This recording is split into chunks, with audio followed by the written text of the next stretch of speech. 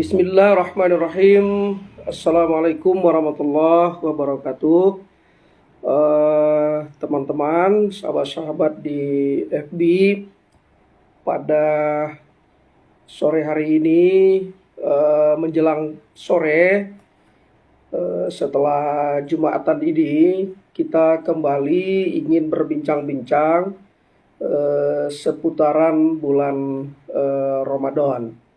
Jadi teman-teman, ini bukan tausiah, bukan juga ceramah, tapi kita diskusi, kita bincang-bincang, kita cerita-cerita tentang ibadah Ramadan. Karena insya Allah beberapa jam ke depan kita akan melaksanakan ibadah bulan suci Ramadan yang didahului dengan sholat tarawih secara bersama-sama. Maka pada kesempatan ini kita bincang-bincang ringan tentang beberapa hal yang berkaitan dengan bulan Ramadan. Jadi saya disclaimer dulu, ini bukan pembahasan tafsir, bukan juga pembahasan hadis, tidak. Ini bincang-bincang tentang Ramadan. Dan saya Dr. Mukhyar Bukhari, bidang saya adalah bidang filsafat. Jadi kita ingin melihat tentang Ramadan secara filosofis. Jadi kita bincang-bincang santai sambil minum teh atau minum kopi di siang hari ini. Yang pastinya apakah puasanya besok atau puasanya hari Ahad, yang pasti puasa itu tanggal 1 Ramadan. Nah, itu yang jelas. Teman-teman, kalau kita berbicara tentang Ramadan, maka yang paling populer yang sering dibacakan ayatnya itu surat Al-Baqarah ayat 183. Bismillahirrahmanirrahim. Ya ayyuhalladzina amanu kutiba alaikumussyam kama kutiba alal ladzina min qablikum la'allakum tattaqun.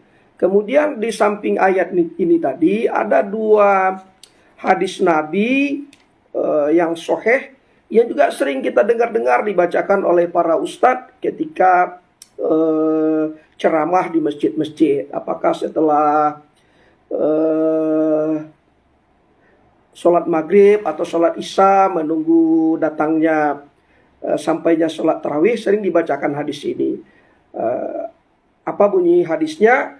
Man shoma ramadhana imanan wahtisaban khufirallahu ma taqaddama min zanbi.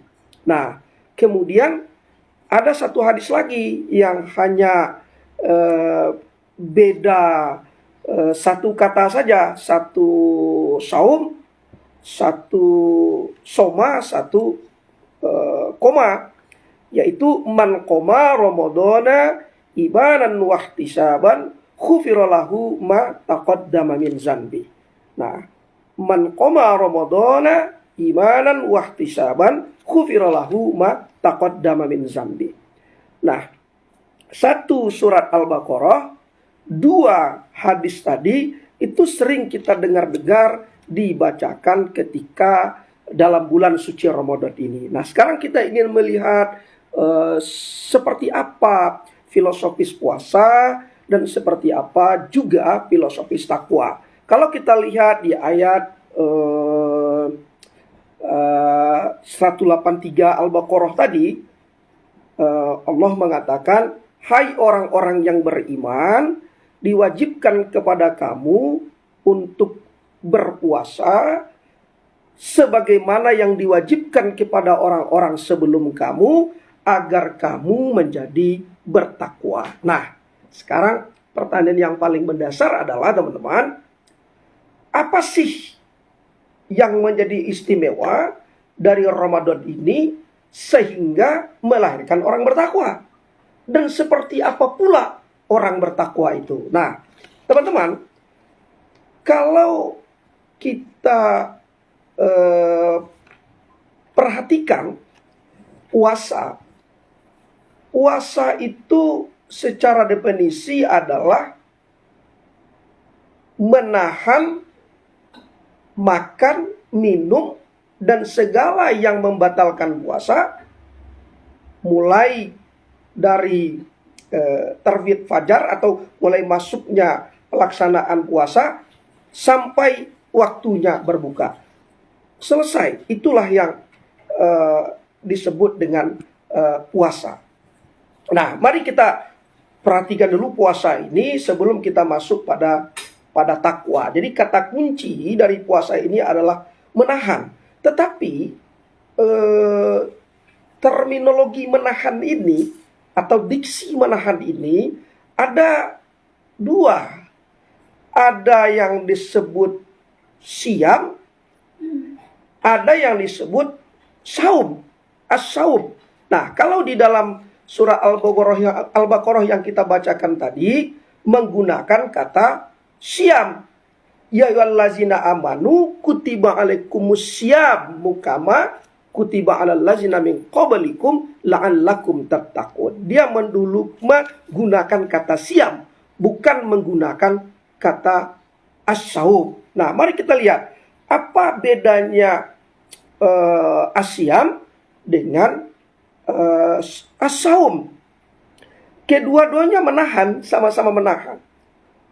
Kalau as-saum itu menahan apa saja.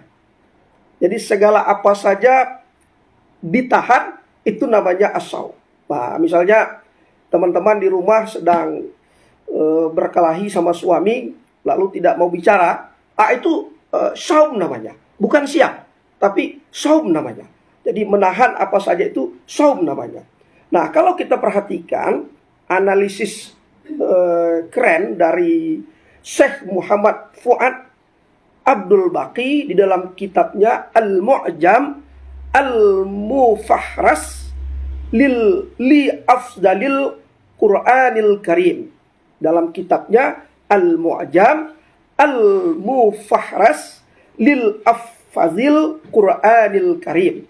Nah, beliau mengatakan, dalam penelitian beliau mengatakan, kata saum di dalam Al-Quran itu hanya disebut satu kali saja. Nah, di mana itu disebutkan? Peristiwa ketika Siti Maryam, seorang perempuan suci, lalu dia hamil, tidak ada suami, tetapi dia hamil karena kekuasaan Allah. Nah, lalu tentu ada banyak gunjingan-gunjingan dari orang. Lalu kata Allah, makan, minum, dan bersukacitalah engkau. Engkau itu maksudnya Maryam. Jika engkau melihat seseorang, katakanlah, Fakuli inni nazartu lirrahmani sauman falan kalimal yauma insiya. Jadi menggunakan kata saum di sini. Katakanlah, sesungguhnya aku telah bernazar puasa bicara untuk Tuhan yang Maha Pengasih. Oleh karena itu, aku tidak akan berbicara kepada siapapun pada hari ini. Itu saum. Jadi saum itu menahan. Sedangkan siam, menurut Syekh Muhammad Fuad Abdul Baqi di dalam kitab tadi, disebutnya ada 8 kali yang tertera di dalam Al-Quran. Ada juga sebagian ulama, sebagian ahli mengatakan ada 9 kali. Lalu, apa bedanya saum dengan siam? Kalau saum tadi menahan apa saja. Sedangkan siam itu adalah memiliki keistimewaan. Dia berpuasa, menahan, tetapi diikuti dengan ketentuan-ketentuan, dengan aturan-aturan. Itulah yang disebut dengan siam. Nah, sehingga kalau siam ini benar dilakukan sesuai dengan ketentuannya, sesuai dengan aturan mainnya, siam itu melahirkan junnah. Melahirkan junnah. Jadi siam itu melahirkan junnah. Junnah itu artinya perisai. Jadi orang yang siam melahirkan junnah. Junnah itu perisai. Itulah sebabnya orang yang berpuasa itu terlindung dari godaan setan. Nah, banyak sekali kita mendengar bahwa setan itu selama bulan Ramadan diikat. Bukan setan itu yang diikat. Buktinya banyak juga orang di bulan Ramadan melakukan perbuatan maksiat. Tapi bukan setan itu yang diikat. Akan tetapi kita memiliki perisai, memiliki pelindung, memiliki junnah.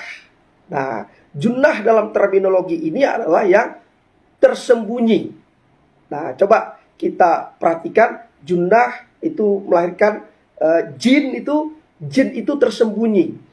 Sementara manusia itu ins. Nah, jin itu kasar, garang, tapi tidak ditampakkan oleh Allah. Dia tersembunyi. Sementara manusia itu sifat dasarnya adalah lemah lembut, santun, tidak kasar, tidak garang, makanya ditampakkan oleh Allah. Nah, jin itu sifatnya kasar, garang, ganas, disembunyikan oleh Allah. Tak nampak sama kita. Nah, jadi kalau ada orang yang sifatnya kasar, tidak santun, garang, sedikit-sedikit marah, nah ini bahaya. Nanti bisa-bisa bersifat seperti jin. Jadi kalau kita lihat ada kan ayat itu, wa ma khalaqtul jinna wal insa illa liya'budun. Nah, jadi wa ma khalaqtul jinna, tidaklah aku ciptakan jin, ins, manusia. Nah, jin ini sifatnya kasar. Sementara ins, manusia itu, sifat dasar kita sebagai manusia ini adalah penuh dengan kelemah lembutan, penuh dengan kesantunan. Itulah sifat dasar manusia. Nah, itu siam. Sekarang mari kita lihat seperti apa titik temu antara asyam tadi yang disebut dalam surah Al-Baqarah tadi dengan takwa. Nah, kalau kita lihat pula takwa itu kalau kita lihat katanya waqo yaqi wikoyah. Jadi waqo yaqi wikoyah. Wikoyah ini artinya perisai. Jadi sekali lagi, asyam apabila dilakukan dengan cara yang benar, sesuai dengan ketentuannya, sesuai dengan aturan mainnya, maka akan menghasilkan orang-orang yang memiliki perisai. Yang memiliki perisai inilah yang disebut dengan orang-orang yang bertakwa. Nah, itu kan keren itu. Jadi bulan Ramadan ini ada 4 keistimewaan. Nanti kita sebutkan satu persatu.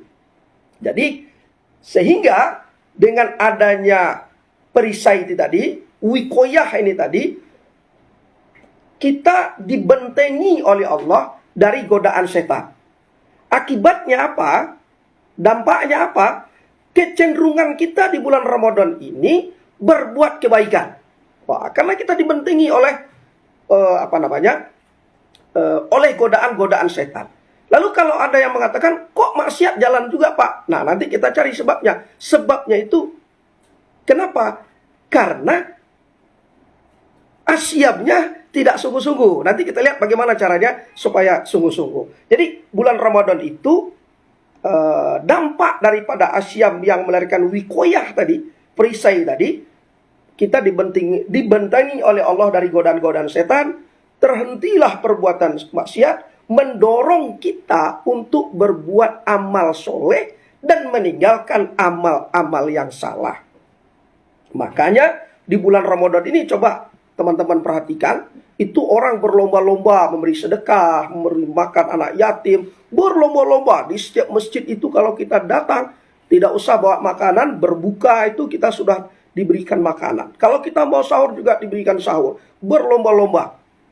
Nah, jadi di penghujung pertemuan kita nanti, kita akan bahas apa-apa saja yang harus kita lakukan agar asyam kita itu melahirkan takwa. Itu teman-teman. Jadi keistimewaan Ramadan yang pertama adalah Ramadan itu menjadikan orang yang berpuasa di dalamnya mendapatkan perisai sehingga dia tidak tergoda atau tidak dapat godaan dari setan. Nah, itulah keistimewaan Ramadan.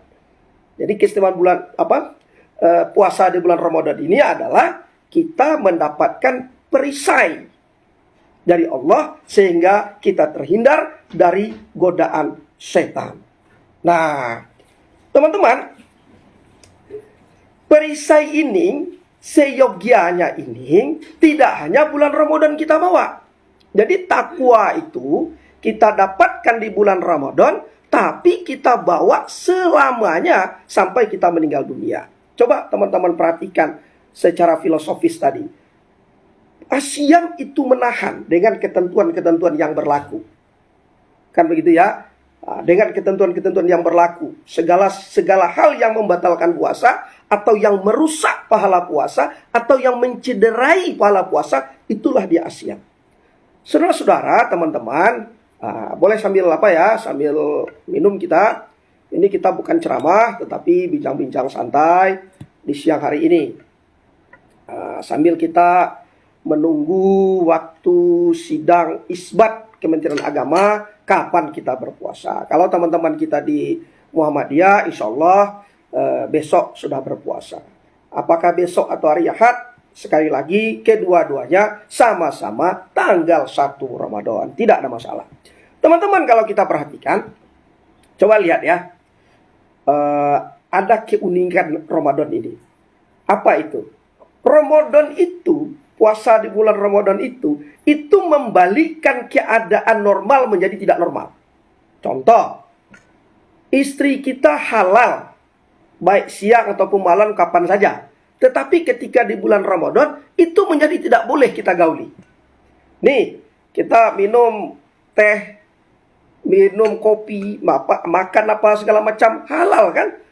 Tetapi di siang hari bulan Ramadan, menjadi tidak boleh kita lakukan. Jadi yang normal itu menjadi tidak normal. Kita tahan, kita asyam. Jadi, akhirnya melahirkan takwa. Jadi, orang yang bertakwa itu adalah orang yang mampu menahan dirinya. Ini dalam konteks filosofis ya. Dalam konteks filosofis, orang yang bertakwa itu adalah orang yang mampu menahan dirinya dalam situasi yang tidak normal. Sehingga dia tetap fokus kepada Allah. Kalau hidup kita ini normal-normal saja Pak, teman-teman, nggak ada masalah. Misalnya ketika nanti mau lebaran, uang banyak, mau beli baju baru ada, mau beli sepatu baru ada, nggak ada masalah. Tapi coba ketika mau lebaran nanti, tiba-tiba, mudah-mudahan tidak ya, ini contoh saja, tiba-tiba di PHK, hutang menumpuk, orang datang minta hutang, anak-anak minta dibelikan baju baru, istri minta dibelikan motor baru, minta dibelikan emas, apa segala macam. Keluarga lagi minta, mertua, ibu segala macam. Nah, di situasi yang demikian dibutuhkan kemampuan untuk mampu menahan. Itulah dia takwa. Dia mampu menahan. Contoh, kalau kita naik kendaraan, naik mobil kita, naik mobil begitu. Kalau aman-aman aja di jalan, itu biasa aja. Tapi tiba-tiba di jalan, kita sudah berada di jalan kita, tiba-tiba ada orang lain, gitu ya, memotong jalan kita. Sudahlah memotong jalan, dia yang salah, tapi dia pula yang marah sama kita. Nah, ini diuji nih, tahan atau tidak? Nah, ketika kita tahan, itulah dia takwa. Jadi takwa itu, pembuktian takwa itu di luar Ramadan. Kalau dalam Ramadan ini orang baik semua. Di luar Ramadan, pembuktian takwa itu. Nah, jadi makanya di bulan Ramadan ini kita dapat perisai. Agar di luar Ramadan itu kita gunakan. Itu yang pertama, teman-teman. Nah, keistimewaan Ramadan itu ada 4. Yang pertama itu tadi. Lalu bagaimana cara mendapatkan yang 4 ini? Ada 3. Nanti yang 3 itu terakhir. Oke, teman-teman semuanya. Bagi yang ada minum di depannya, silakan minum dulu.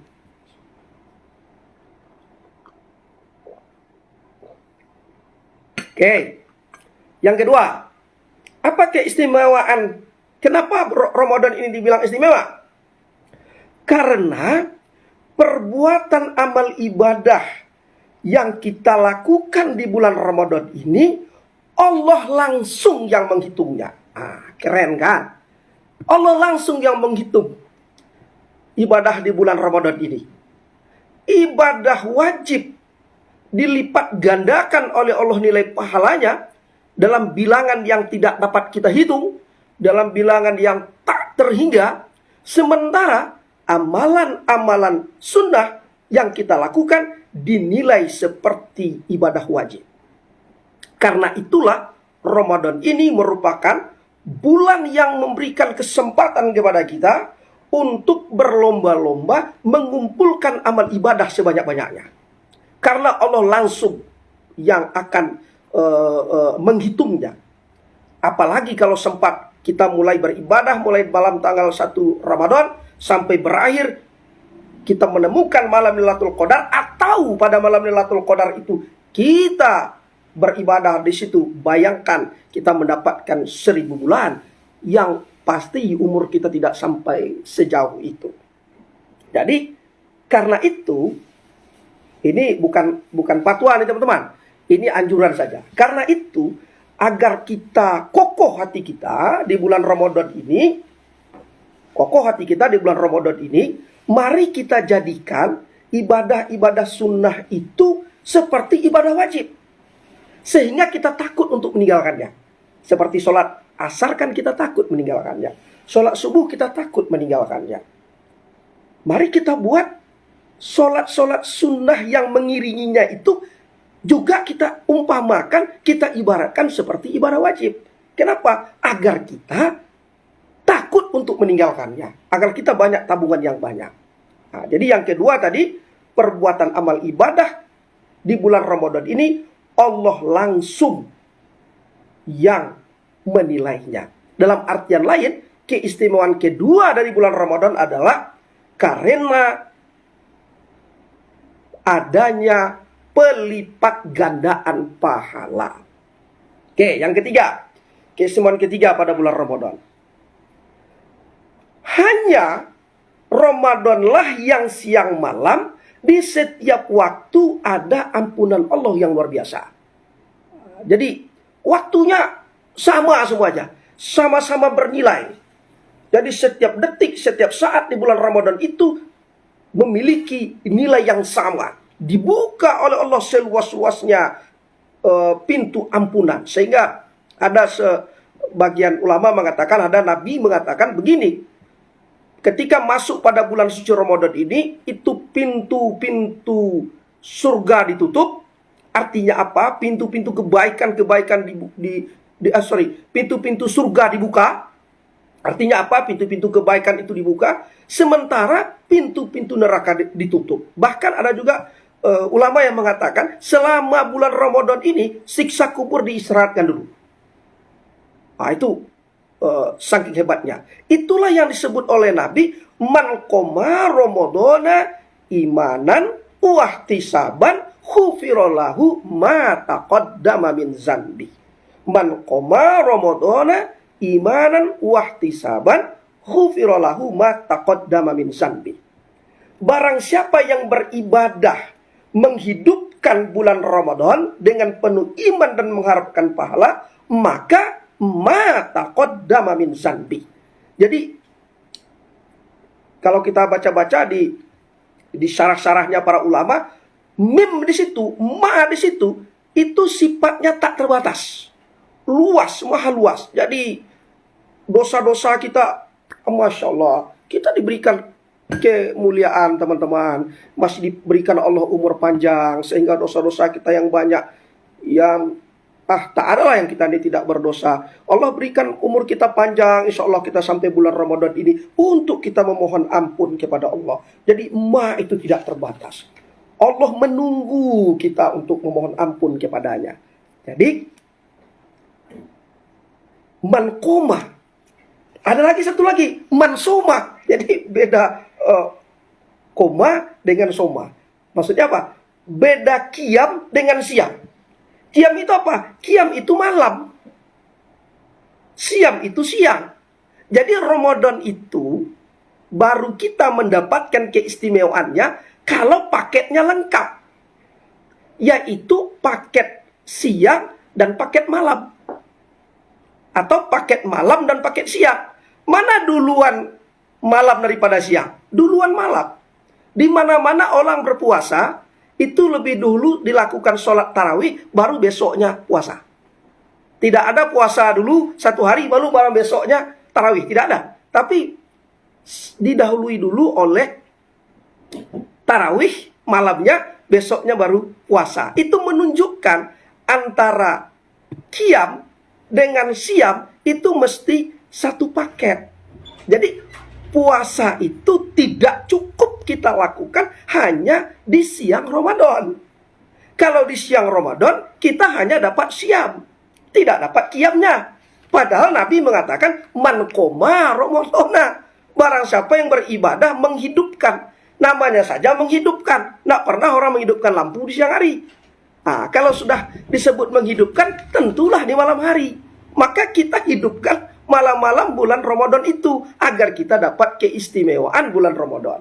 Nah, makanya disebut siangnya man soma, sama man soma Ramadana imanan wahtisaban khufirolahu ma taqaddama min zambi.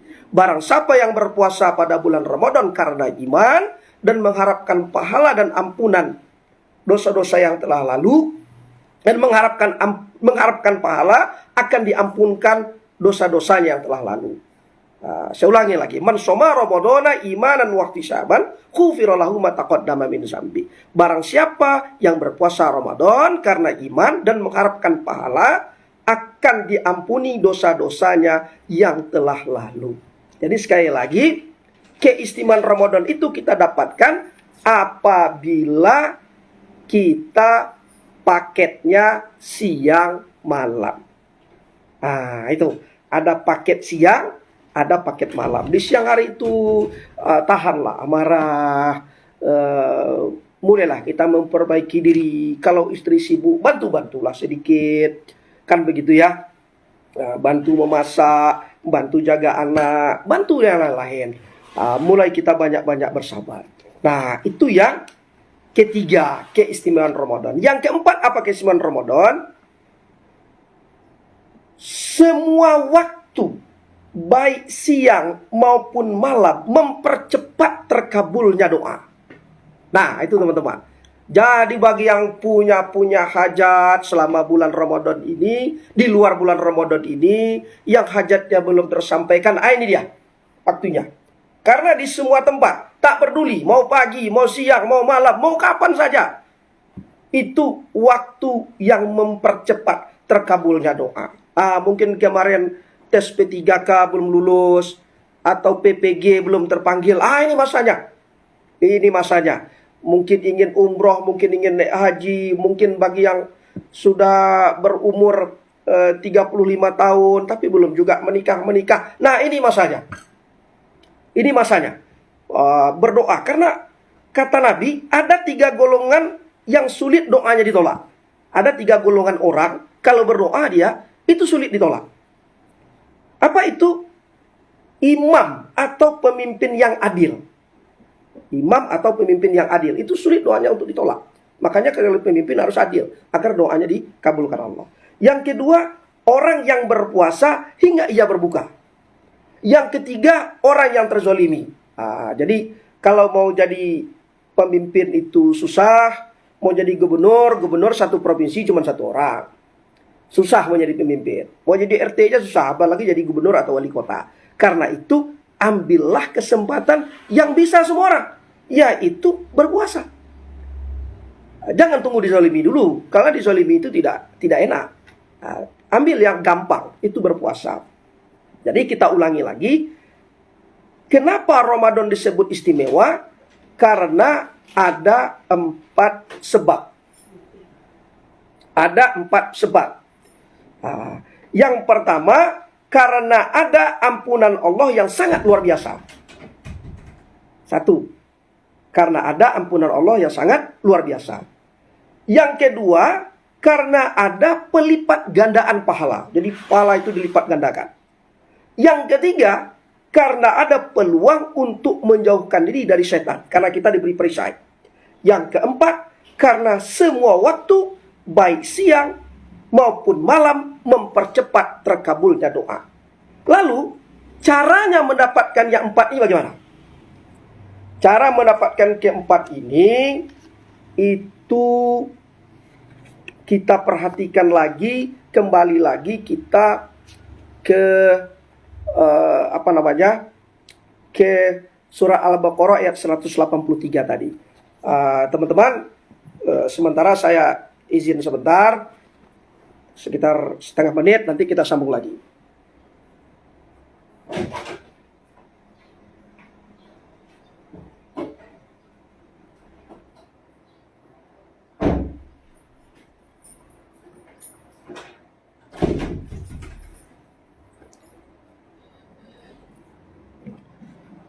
Oke, teman-teman, syarat untuk mendapat yang keempat tadi, keistimewaan yang keempat tadi, kita kembali lagi ke surah Al-Baqarah tadi.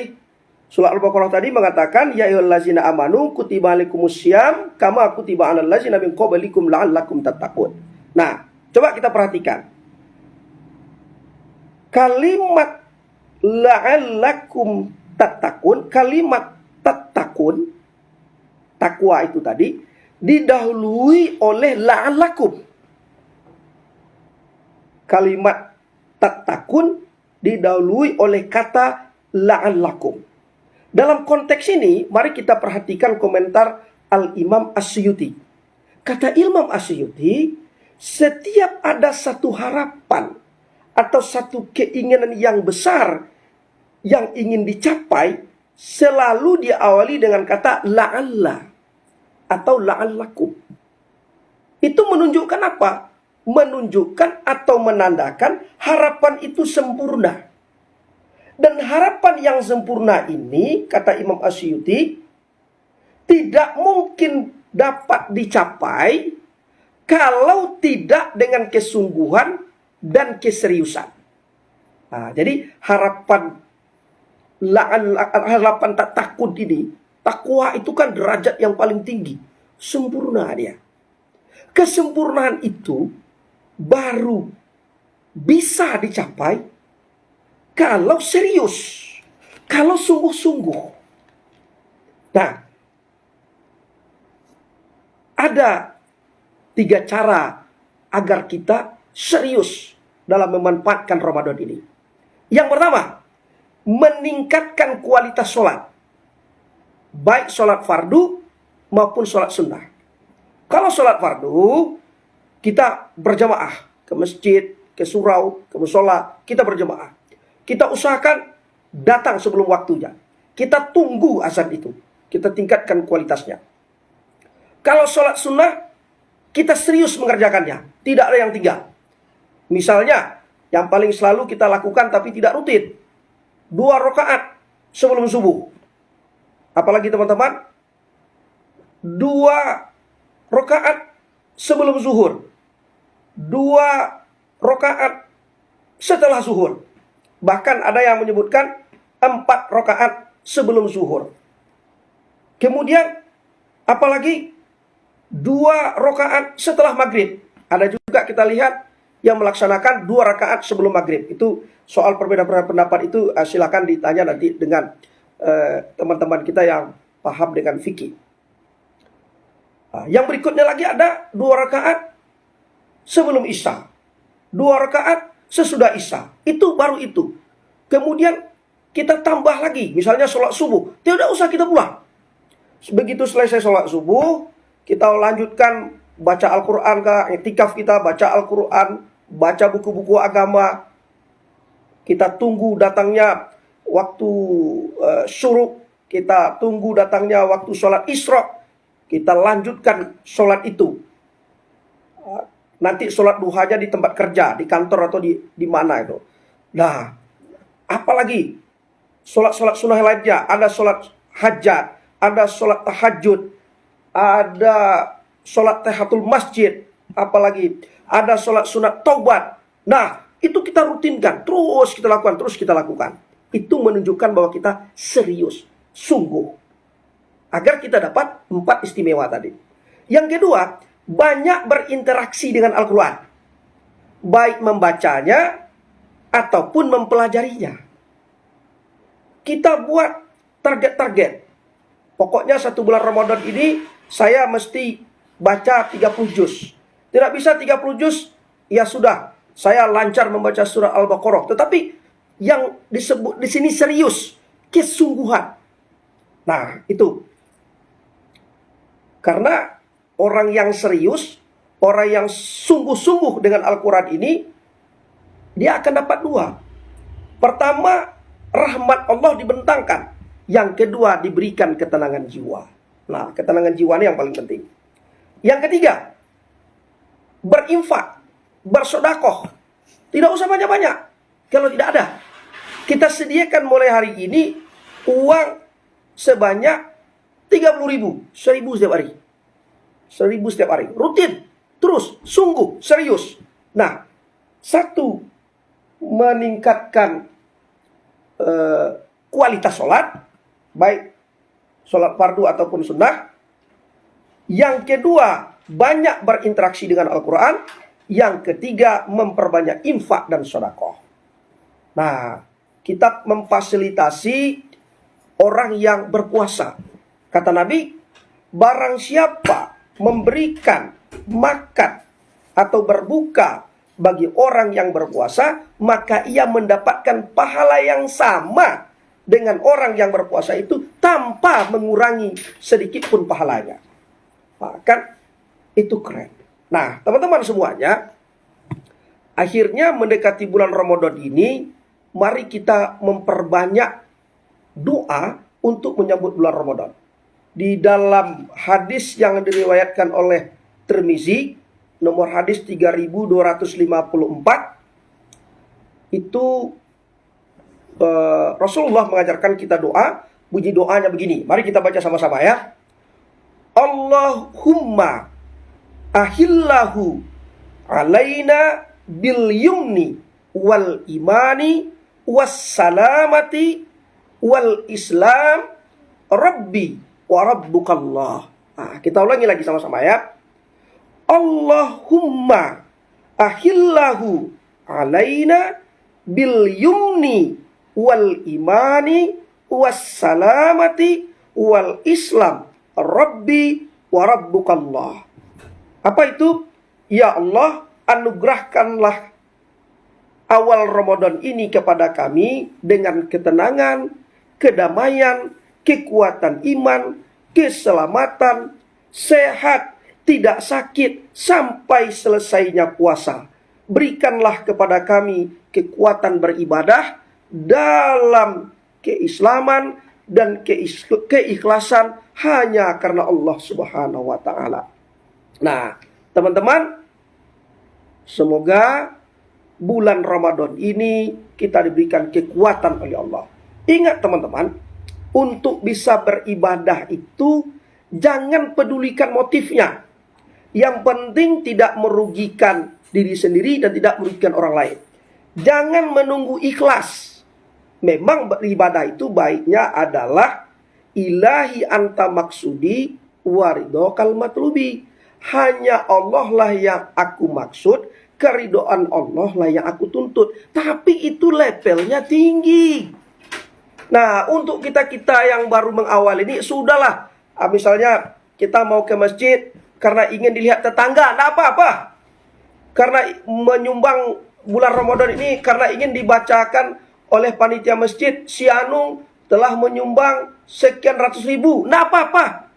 Walaupun itu ria, katanya ria itu seperti api membakar kayu. Ini kan kita tahap awal. Misalnya, bagi remaja-remaja nih, pengen melamar anak gadis Pak Imam setelah setelah Lebaran nanti. Saya rajin sholat nih agar dilihat oleh Pak Imam atau oleh Pak RT, oleh Pak RW agar saya nampak rajin, alim. Enggak apa-apa. Setidak-tidaknya selama Anda berada di masjid itu, Anda tidak berbuat yang tidak-tidak. Jadi Jangan, wah saya baru pakai jilbab, kalau hati saya sudah berjilbab. Jangan begitu, buat aja. Karena itu baik. Gitu. Jadi untuk berbuat baik itu, jangan dihitung motifnya. Sejauh tidak merugikan diri sendiri dan orang lain. Tapi kalau, saya ke masjid lah, nanti pulang saya lihat mana sendal yang paling bagus, itu saya bawa pulang. Itu namanya merugikan orang lain. Tapi kalau masjid, saya mau ke masjid nih, biar kata tetangga saya, woi rajin itu, hebat itu, ya enggak apa-apa. Nanti lama-kelamaan motif-motif yang begitu-begitu itu akan hilang dengan sendirinya. Sehingga lahirlah motif kita, ilahi anta maksudi waridokal matlubi. Itu motif yang sebenar-benar motif bahwa beribadah itu adalah karena ingin mendapatkan keridhaan Allah. Nah, untuk tahap-tahap awal kita awali saja dengan keinginan kuat untuk melaksanakan ibadah. Apakah motifnya ingin dilihat orang, apakah motifnya ingin dipuji, atau misalnya motifnya itu ingin di-upload di media sosial, diposting di media sosial, nggak apa-apa. Misalnya begitu pulang dari tarawih, guys, nih lagi set tarawih nih, nah lalu diupload, nggak apa-apa, daripada Anda mengupload foto yang tidak senonoh. Kan gitu cara pikirnya.